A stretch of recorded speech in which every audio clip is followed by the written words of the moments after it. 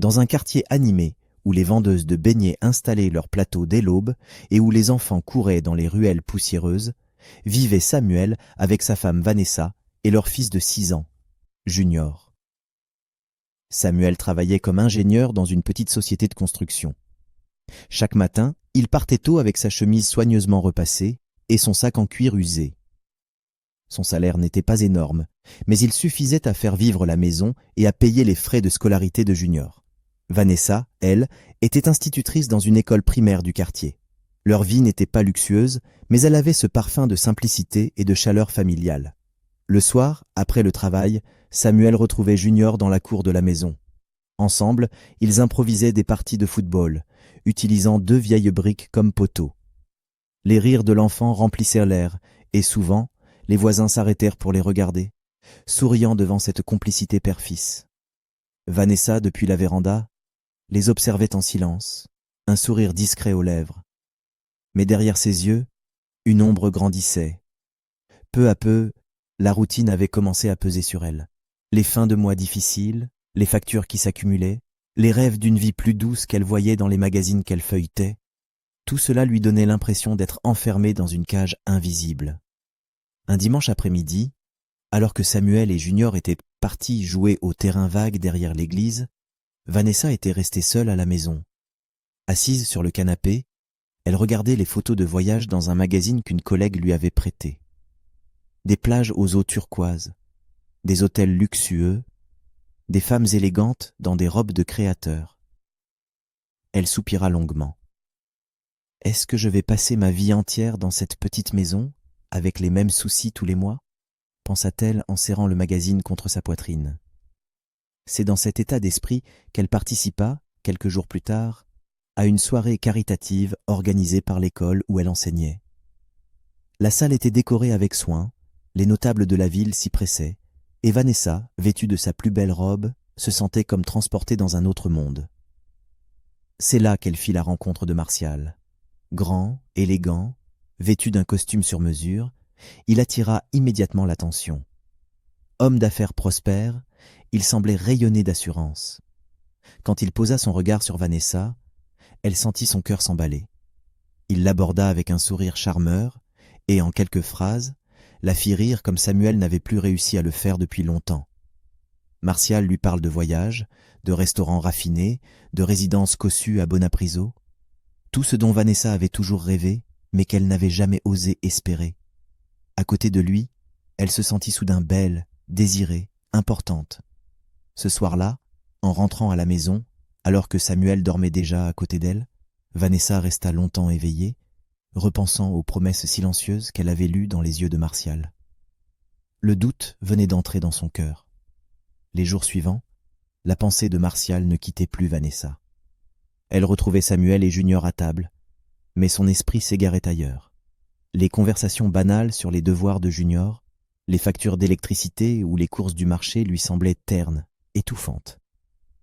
Un soir, Samuel organisa un petit dîner à la maison pour célébrer leur anniversaire de mariage. La table était décorée simplement.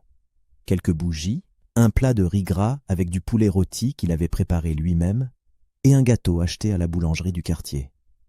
Au moment de porter un toast, Samuel leva son verre, le visage rayonnant.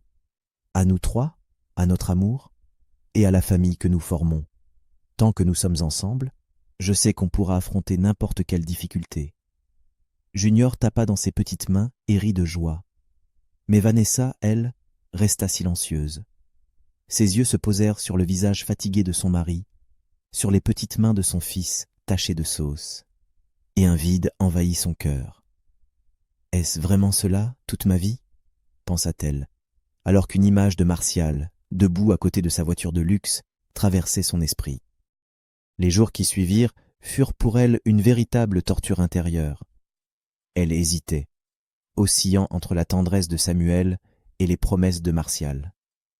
Mais le désir d'une vie plus brillante finit par étouffer les voix de la raison. Une nuit, alors que Samuel et Junior dormaient profondément, Vanessa prit une décision irréversible.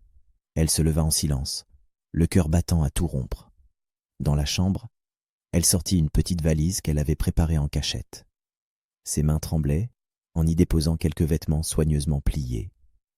Avant de quitter la maison, elle écrivit une lettre qu'elle posa sur la table de la cuisine. Quelques lignes seulement, où elle expliquait qu'elle ne pouvait plus supporter cette vie, qu'elle avait besoin de plus, qu'elle partait. Puis, sans se retourner, elle sortit. Dehors, une voiture l'attendait. Une berline noire aux vitres teintées. Martial en descendit, élégant, un sourire confiant accroché aux lèvres.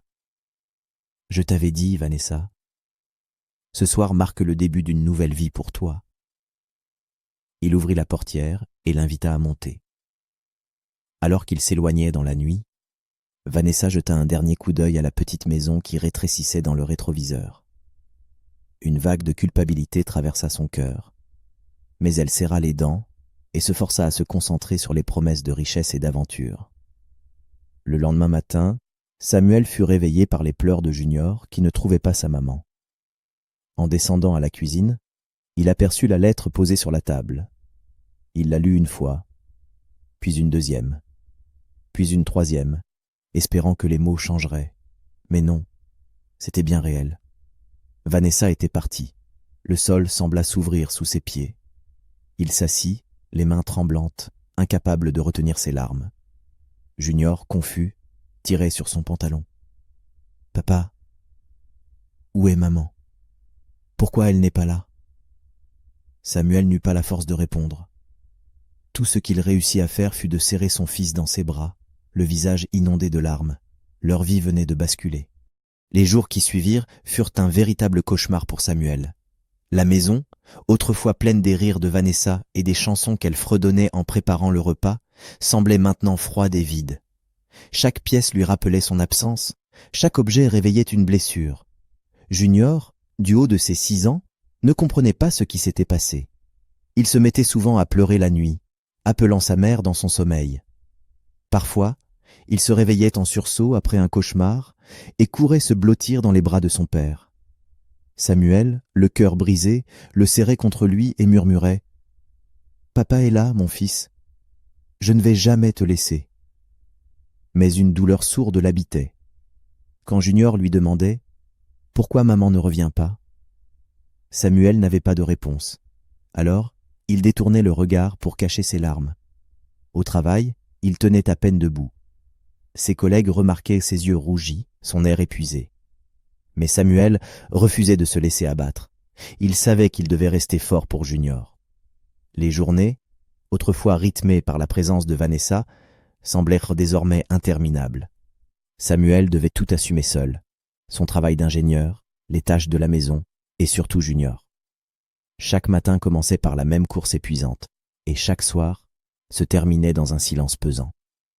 Au lieu de trouver un peu de repos en rentrant du travail, Samuel devait préparer le dîner, aider son fils à faire ses devoirs, puis l'endormir en lui racontant des histoires inventées à la hâte. Mais malgré toute sa bonne volonté, il sentait qu'il échouait à combler le vide laissé par Vanessa. Junior, autrefois plein de vie, devint plus silencieux. À l'école, ses enseignants remarquèrent qu'il ne participait plus comme avant. Lui qui adorait jouer au football, préférait désormais rester seul, les yeux perdus dans le vague. Samuel essayait de lui rendre le sourire, mais bien souvent, il le retrouvait blotti contre son oreiller, les larmes aux yeux, murmurant faiblement « Maman, pourquoi tu ne reviens pas ?» Un soir, alors que Samuel corrigeait les devoirs de son fils à la lueur d'une lampe tempête, l'électricité ayant encore été coupée, Junior posa sa tête sur la table, le regard voilé de tristesse. D'une petite voix, il demanda « Papa, pourquoi maman ne veut plus rester avec nous? Est-ce qu'elle ne nous aime plus ?» Cette phrase transperça Samuel comme un poignard. Les larmes lui montèrent aux yeux, mais il prit sur lui et serra Junior dans ses bras. « Non, mon fils, tu es la plus belle chose de ma vie. Ce n'est pas toi le problème. Parfois, les adultes font de mauvais choix. Mais moi, je ne t'abandonnerai jamais. » Cette promesse, il se la fit aussi à lui-même. Peu importait la douleur, peu importait la fatigue. Il se battrait pour que son fils ait une vie digne. Petit à petit, Samuel apprit à réorganiser son quotidien. Il préparait les repas, aidait Junior à s'habiller pour l'école, l'accompagnait au marché le week-end. Ce n'était pas parfait, Mais il s'efforçait de remplacer l'absence maternelle par une présence plus forte encore. Pour trouver du réconfort, il rejoignit un groupe de soutien pour parents célibataires. C'est là qu'il fit la connaissance d'Amina, une jeune veuve qui élevait seule sa fille, Émilie. Elle aussi connaissait la douleur de la perte, mais elle avait trouvé la force de continuer. Leurs échanges furent d'abord discrets. Une parole d'encouragement, un sourire compatissant. Mais Samuel sentait, pour la première fois depuis longtemps, qu'une petite lueur d'espérance pouvait renaître dans son cœur. Les semaines passèrent, et les rencontres entre Samuel et Amina devinrent plus fréquentes. Au début, c'était seulement à la sortie du groupe de soutien, lorsqu'ils échangeaient quelques mots en attendant un taxi. Mais rapidement, ils commencèrent à se revoir en dehors, partageant un café, discutant de leurs enfants, de leurs difficultés, de leurs espoirs. Samuel, qui n'avait plus parlé librement avec une femme depuis le départ de Vanessa, retrouvait auprès d'Amina une oreille attentive. Elle savait écouter sans juger, et ses paroles étaient toujours simples, mais réconfortantes. Un samedi après-midi, Amina invita Samuel et Junior à partager un pique-nique au parc avec elle et sa fille, Émilie. Le soleil brillait. Les enfants jouaient autour d'eux. Samuel accepta, pensant que cela ferait du bien à Junior. Au début, le petit garçon resta collé à son père, méfiant. Quand Émilie l'approcha avec son ballon pour lui proposer de jouer, il secoua la tête et détourna le regard. Samuel soupira, comprenant que la blessure de l'abandon était encore trop vive. Mais au fil de la journée, l'ambiance légère finit par l'attendrir. Voyant Émilie courir en riant après son ballon, Junior esquissa un sourire malgré lui. Finalement, il se leva et la rejoignit. Bientôt, leurs éclats de rire résonnèrent dans le parc, et Samuel, ému, se dit qu'il n'avait pas vu son fils sourire ainsi depuis des mois. Assis sur une natte, il observa la scène aux côtés d'Amina. « Tu vois » dit-elle avec douceur. « Les enfants savent guérir quand on leur en laisse la chance. » Samuel tourna la tête vers elle. Il n'avait pas ressenti une telle paix depuis longtemps, mais la sérénité fut de courte durée. En voyant Samuel et Amina rire ensemble, Junior se renfrogna soudain. Son regard devint triste, et il baissa la tête sans dire un mot. Samuel, inquiet, s'approcha doucement. « Junior, qu'est-ce qu'il y a ?» L'enfant, les yeux embués de larmes, répondit d'une petite voix. « Papa, tu veux que Madame Amina devienne ma nouvelle maman ? Moi, je veux pas qu'on remplace maman. » Le cœur de Samuel se serra.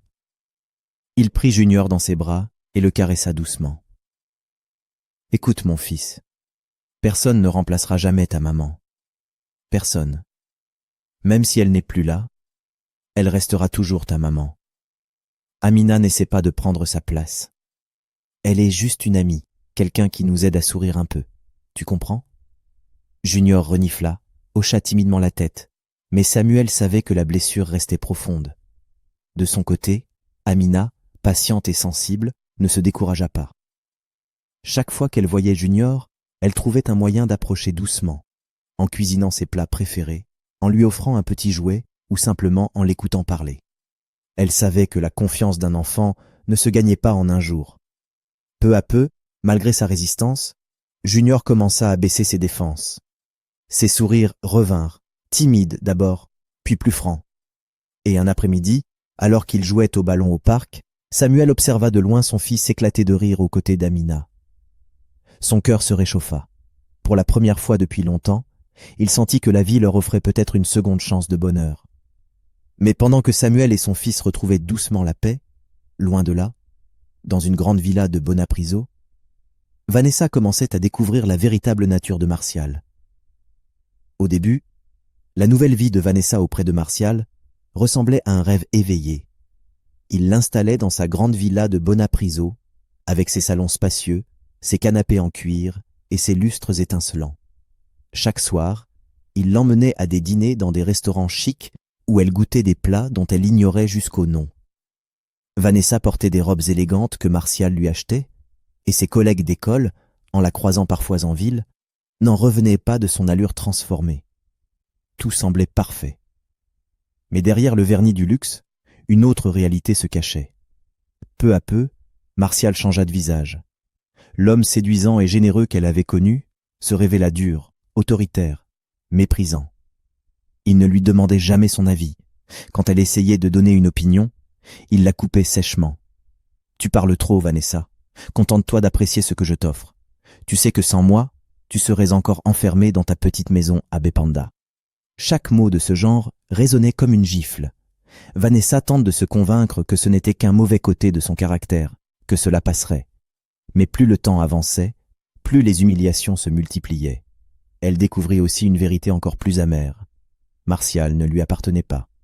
Il recevait souvent des appels en pleine nuit, s'absentait pendant des jours sans prévenir.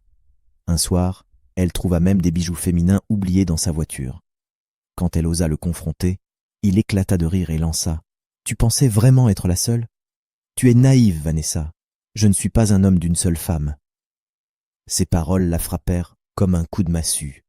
Elle se rappela la petite maison qu'elle avait quittée, Samuel qui levait son verre en disant « Tant que nous sommes ensemble », et Junior qui courait dans la cour en riant. Ses yeux se remplirent de larmes. Elle avait tout abandonné pour une illusion. Les nuits devinrent insupportables. Quand Martial sortait rejoindre d'autres femmes, Vanessa restait seule dans la grande villa, entourée de silence et de regrets. Elle sortait parfois de sous son oreiller les vieilles photos de Samuel et Junior qu'elle avait prises en cachette en partant. Elle les regardait longtemps, son cœur se serrant à chaque sourire capturé. Elle réalisa alors que ce qu'elle avait pris pour une cage, la simplicité, la routine, les petites difficultés, était en réalité un trésor, l'amour sincère d'un mari et la tendresse d'un enfant. Mais il était trop tard. Martial, de plus en plus violent dans ses paroles, commença aussi à devenir menaçant. « Si tu songes à me quitter, Vanessa, je te jure que je vais ruiner ta vie. Sans moi, tu n'es rien. » Elle comprit qu'elle était piégée. Prisonnière d'un homme qui la méprisait, enfermée dans une vie qui lui semblait désormais vide de sens. Alors, au fond d'elle, naquit une certitude. Elle devait fuir. Retrouver Samuel. Retrouver Junior. Retrouver, si possible, le chemin vers sa véritable vie. Une nuit, alors que Martial s'était absenté depuis plusieurs heures, Vanessa rassembla ce qu'elle pouvait. Quelques vêtements, ses économies cachées, et les vieilles photos de Samuel et Junior. Le cœur battant, elle quitta discrètement la villa et prit une mototaxi en direction de Bepanda. Arrivée dans son ancien quartier, elle ne se résolut pas à frapper tout de suite à la porte. Elle resta longtemps à marcher dans les ruelles sombres, hésitante, le cœur serré par l'angoisse, traînant son petit sac de vêtements. Finalement, elle décida d'attendre le matin, quand il ferait jour. Aux premières lueurs, elle s'approcha de la petite maison, et ce qu'elle vit la figea sur place. Elle observa autour d'elle. La petite maison qu'elle avait quittée semblait différente, comme si elle appartenait désormais à une autre vie. Les rires qui s'en échappaient lui firent mal au cœur. Sur la terrasse, elle vit Samuel assis avec une femme qu'elle ne connaissait pas, Amina. Junior, plus grand qu'avant, jouait dans la cour avec une petite fille, Émilie. Vanessa resta figée, ses jambes tremblaient. Ils ont refait leur vie sans moi » murmura-t-elle, les larmes aux yeux. Ce fut un choc. Elle avait espéré retrouver un foyer triste, brisé, qui l'attendait encore. Mais au contraire, elle vit une famille unie, souriante. La jalousie commença à brûler en elle. Cette femme, elle a pris ma place. Le souffle court, elle recula discrètement avant que Samuel ne l'aperçoive. Tout le reste de la journée, cette vision ne la quitta pas. Incapable de supporter ce poids, elle décida d'agir. À la sortie de l'école, elle se précipita vers Junior. « Mon fils !» s'écria-t-elle en courant vers lui. Junior s'arrêta, figé. Ses yeux s'agrandirent, brillants d'émotion. Pendant un instant, il parut vouloir se jeter dans ses bras, mais son regard se tourna vers Samuel. Son petit visage se crispa. Il serra fort la main de son père et d'une voix tremblante demanda « Papa, pourquoi maman est là ?» Elle était partie. Vanessa tendit les bras, les larmes aux yeux. « Junior, c'est moi, viens. » Mais l'enfant resta collé contre son père, sans bouger. Ses yeux, pleins de confusion et de tristesse, fixaient sa mère. Alors Samuel s'interposa. Il repoussa doucement Vanessa d'un geste ferme, prit Junior dans ses bras et sans un mot de plus, tourna le dos.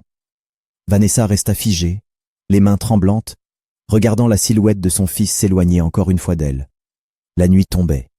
Vanessa errait depuis des heures dans les ruelles, incapable de chasser l'image de Samuel et de Junior ensemble. Finalement, poussée par un mélange de jalousie et de désespoir, elle se dirigea vers la maison. Arrivée devant la petite porte en bois, elle s'arrêta net. Ses mains tremblaient. Elle resta un long moment immobile, écoutant les rires étouffés qui s'échappèrent de l'intérieur. À plusieurs reprises, elle leva la main pour frapper, puis la retira. Son cœur battait si fort qu'elle avait l'impression que le quartier entier pouvait l'entendre. Enfin, dans un souffle, elle osa frapper doucement. À l'intérieur, Samuel, qui était assis dans le salon avec Junior, fronça les sourcils en entendant ce bruit inattendu. Il se leva, méfiant, et alla ouvrir. Quand la porte s'entrebâilla et qu'il reconnut le visage de Vanessa, son regard se durcit aussitôt. Son visage devint fermé, glacial. « Vanessa, qu'est-ce que tu viens chercher ici ?» Elle baissa la tête, incapable de soutenir son regard. « Samuel, je sais, j'ai fait une erreur. Je veux me racheter. Je veux revoir mon fils. » Samuel la fixa longuement, ses mâchoires serrées. Puis il répondit d'une voix ferme. « Tu nous as détruits, Vanessa. Tu as laissé un enfant pleurer sa mère chaque nuit. Aujourd'hui, j'ai refait ma vie. Amina est là. Junior va mieux. Tu n'as pas le droit de revenir semer le chaos. » Vanessa sentit une colère sourde monter en elle. « Alors c'est comme ça? Tu m'effaces, tu la mets à ma place, et tout le monde fait comme si je n'avais jamais existé ?» Samuel soupira profondément. « Tu resteras la mère de Junior. Mais si tu veux qu'il t'accepte encore, ce sera à toi de prouver que tu as changé. Moi, je dois protéger mon fils. Je ne laisserai plus personne lui briser le cœur. » Il referma la porte, laissant Vanessa seule à l'extérieur. Vanessa serra les poings. Elle avait rêvé d'un pardon immédiat, mais se retrouvait face à une muraille. Elle commença alors à nourrir une idée sombre. Si elle ne pouvait pas récupérer Samuel et Junior par la douceur, elle allait le faire par la force. Dans son esprit blessé, une pensée la hantait. « Je vais les humilier. Je vais détruire cette image parfaite qu'ils affichent devant tout le monde. Et après, ils comprendront qu'ils ne peuvent pas m'effacer de leur vie. » Quelques semaines plus tard, un grand événement communautaire fut organisé dans le quartier. Une cérémonie où l'on allait honorer des familles engagées dans des actions sociales. Samuel et Amina avaient été choisis pour recevoir une distinction, car ils avaient aidé à financer la réhabilitation d'une salle de classe dans l'école de Junior. Tout le quartier était réuni. Les enfants chantaient, les notables prenèrent place, et Samuel, vêtu d'un costume simple mais élégant, monta sur l'estrade aux côtés d'Amina. Junior et Émilie les observèrent fièrement depuis la première rangée. Mais parmi la foule, une silhouette se tenait en retrait. Vanessa. Ses yeux brillaient d'une lueur amère. Elle avait attendu ce moment. Elle voyait Samuel et Amina rayonnants, acclamés par la communauté, et sa jalousie la consumait. Au moment où Samuel prit la parole pour remercier l'assemblée, Vanessa surgit de la foule. « Assez de mensonges !» cria-t-elle d'une voix forte. Un silence lourd s'abattit. Tous les regards se tournèrent vers elle. Elle avança, tremblante mais déterminée. « Vous les voyez comme un couple modèle? Vous croyez à leurs belles paroles? Mais sachez que si mon mariage a échoué, c'est à cause d'elle. Amina m'a volé mon mari, elle m'a volé ma place. » La foule resta figée. Des murmures commencèrent à se répandre. Amina, bouleversée mais digne, garda la tête haute. Samuel lui serra les poings. « Vanessa, arrête. Tu sais que ce n'est pas la vérité. Tu es partie de ton plein gré. Personne ne t'a chassé. » Mais Vanessa éclata de rire, un rire amer, presque hystérique. « Tu veux jouer les saints, Samuel? Devant tout le monde? Tu crois qu'on a oublié que j'étais ta femme? Et toi, Amina, tu crois qu'on peut voler la place d'une mère sans conséquence ?» Les gens, mal à l'aise, commençaient à se regarder entre eux. L'atmosphère devenait pesante. Et soudain, une voix retentit derrière. « Elle dit vrai sur une chose, elle était bien ta femme, mais une femme qui m'appartenait aussi. » Tous se retournèrent. C'était Martial, vêtu d'une chemise luxueuse, un sourire cruel aux lèvres. Il s'approcha de Vanessa et la toisa avec mépris.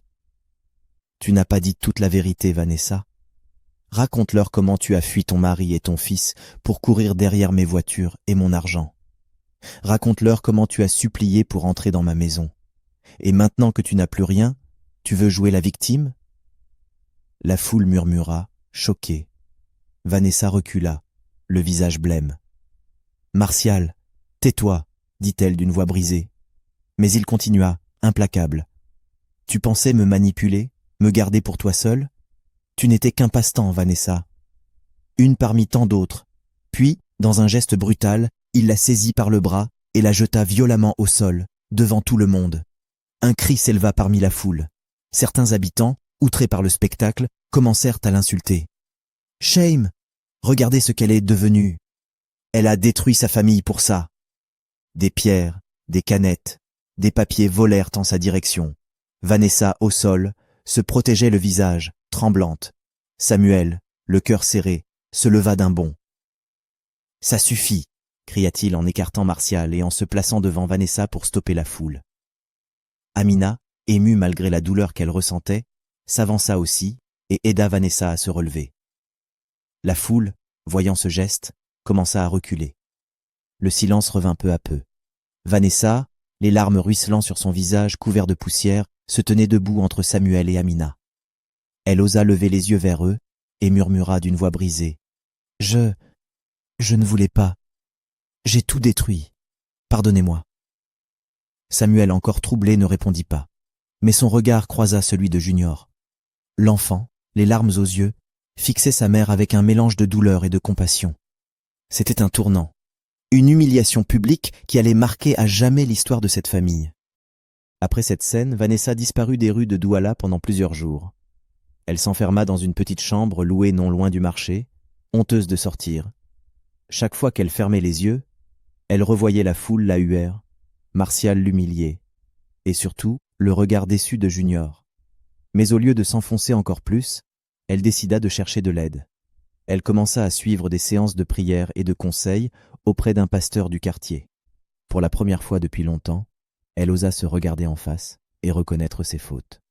Pendant ce temps, Samuel et Amina, bien que blessés par ce qui s'était passé, restaient soudés. Ils expliquaient à Junior que sa mère avait fait des erreurs, mais qu'elle restait malgré tout sa maman. L'enfant, partagé entre colère et amour, ne savait pas encore s'il devait la repousser ou lui tendre la main. Quelques semaines plus tard, un nouvel événement communautaire eut lieu. Contre toute attente, Vanessa se présenta.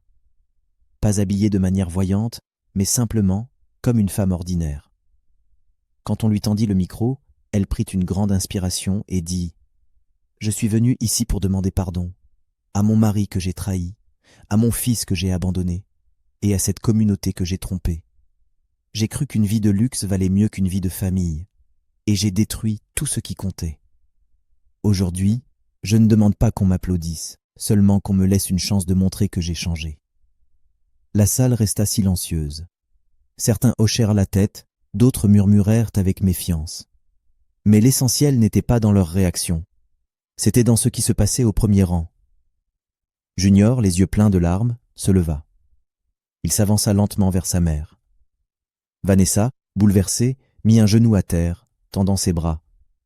L'enfant hésita, puis courut se jeter contre elle. Un sanglot parcourut la salle. Samuel, ému, détourna légèrement le regard pour cacher ses larmes. Amina, touchée, posa une main sur l'épaule de Junior en signe de soutien. Samuel prit ensuite la parole. « Vanessa, je ne peux pas effacer le passé, mais si c'est sincère, alors prouve-le, pas par des mots, mais par des actes. Pour Junior, pas pour moi. » Vanessa hocha la tête, les larmes coulant sur son visage. Ce jour-là, une porte s'entr'ouvrit. Le pardon n'était pas encore complet, mais un chemin venait de s'ouvrir. Et chacun comprit une vérité simple. Aucune richesse au monde ne peut remplacer l'amour et l'unité d'une famille. La vie reprit son cours dans le quartier de Douala. Les gens parlaient encore longtemps de cette histoire, certains jugeant Vanessa, d'autres admirant son courage d'avoir demandé pardon publiquement. Mais pour Samuel, Amina et surtout Junior, ce qui comptait désormais, ce n'était pas l'opinion des voisins, mais le chemin qu'ils choisiraient de parcourir ensemble. Vanessa ne retrouva pas tout de suite la confiance qu'elle avait perdue. Chaque jour, elle devait se battre pour montrer qu'elle avait changé, accompagner Junior à l'école, l'aider à réviser, être présente sans chercher à briser l'équilibre que Samuel et Amina avaient construit. Ce n'était pas facile, mais elle apprenait la patience et l'humilité. Samuel, de son côté, resta vigilant. Son amour pour son fils passait avant tout. Mais au fond de lui, il reconnaissait que voir Junior sourire à nouveau dans les bras de sa mère lui apportait une paix qu'il n'aurait pas imaginée. Quant à Amina, elle montra une force admirable. Elle aurait pu se sentir menacée, jalouse ou rejetée. Mais au lieu de cela, elle choisit la voie de la sagesse. Elle soutint Samuel, aida Junior à accepter la présence de sa mère et comprit que le vrai amour, ce n'était pas de posséder une place, mais de contribuer au bonheur d'une famille. Petit à petit, les rancunes s'estompèrent.